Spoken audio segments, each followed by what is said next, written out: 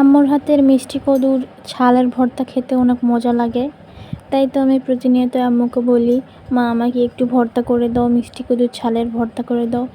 আমি সচরাচর অনেক ভর্তা খেতে পছন্দ করি, সব রকমের ভর্তাই আমার ভালো লাগে।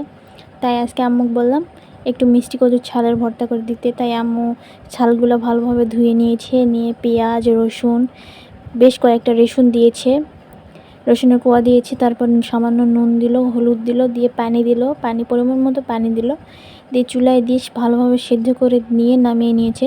লাস্টে একটু তেল দিয়ে ভাজা ভাজা করে নেবেন, খেতে ভালো লাগবে।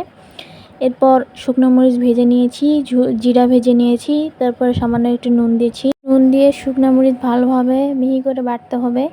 সামান্য একটু পানির রস দিবেন, তাহলে বাটা ভালো হবে। আমার ভিডিওগুলো আপনাদের কাছে যদি ভালো লাগে থাকে তাহলে শেয়ার করবেন, লাইক করবেন, কমেন্ট করবেন, আর একটা ফলো দিতে ভুলবেন না।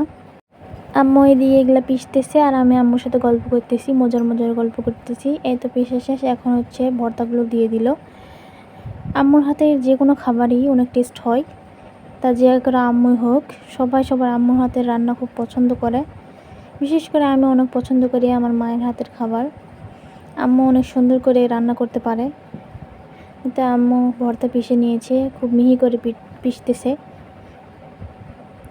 পিষা হয়ে গেলে জিরা বেটে উপরে দিয়ে ছড়িয়ে নিলেই আমাদের তৈরি হয়ে যাবে মজাদার ভর্তা। আর আমি একটা কাজ করি, এরকম শিলপাটায় একটু ভাত নিয়ে আম্মু আমাকে মাখায় খাইয়ে দেয়, আমার অনেক মজা লাগে। ভর্তা করলে আমি আবদার করি, মা আমাকে শিলপাটায় একটু ভাত দিয়ে আমাকে একটু মাখায় খাওয়া দাও, আর আম্মু সেই অনুযায়ী আমাকে খাওয়াই দেয়। সেই ভিডিওটা আমি করি নাই গাইস, আপনারা কি মনে করবেন এই জন্য।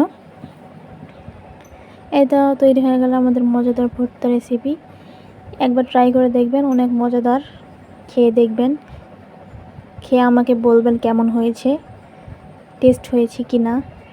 কালারটা কত সুন্দর আসছে, মাশাআল্লাহ। সবাই ভালো থাকবেন, সুস্থ থাকবেন, আল্লাহ হাফেজ।